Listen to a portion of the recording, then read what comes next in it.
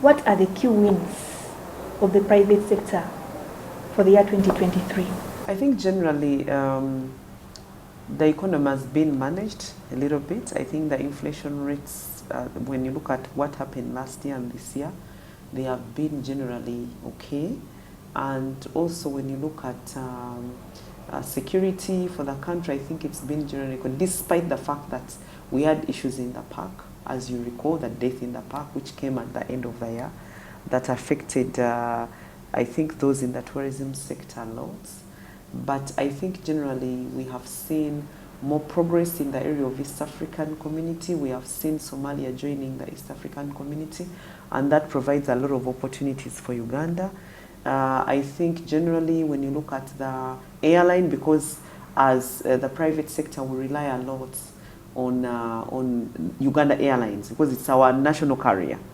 And therefore, where you have a strong national carrier, we're also looking at ensuring that we have a strong cargo carrier for the nation as well.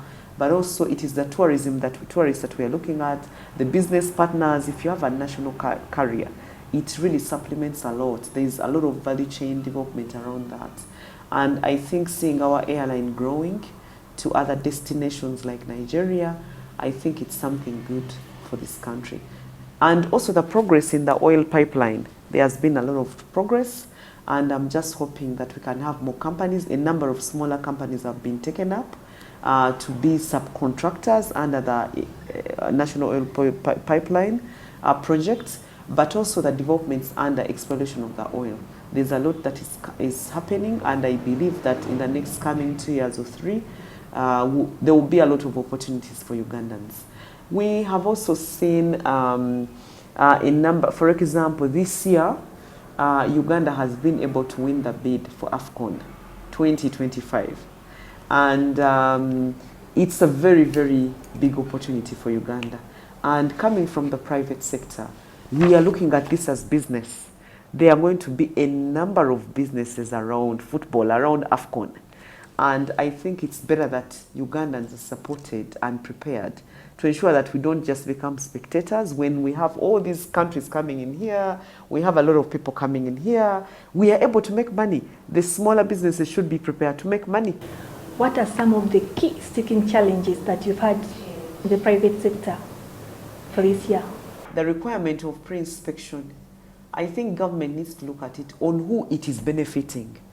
Because if I think that it has done more harm than good, that's what I think, or it has been misused. There is a lot of corruption around that pre-inspection. And that one, we need to look at it.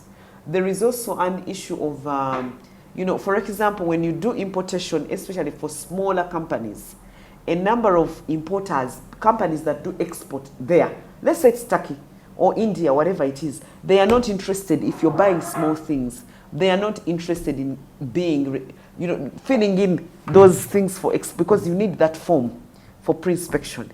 And a number of times still, they have to look for somebody else that is willing to take all those things for bulking and be able to put in that export form that is used for inspection. So you find out that what added value are you getting? There are a number of people who have said when they bring their things for pre-inspection, it's just a thing that has been used to earn money. And I think this could be something which the State House, the Canon Nakalima, she should look at it, because that thing is not adding a lot of value to businesses.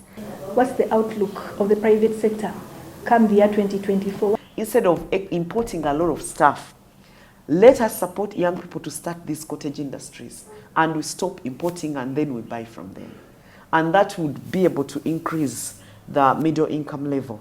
And for us increasing the middle income level, then you have more people that can afford health facilities, that can afford good education, that can afford to buy, what is produced by Mokwano, what is produced by Roofings, what is the products of MTN or Airtel. And that would really, the trickle down effect would actually get into the tax base, whereby we have now a larger tax base, and the tax income would also be a bit much more higher. Okay. Yeah.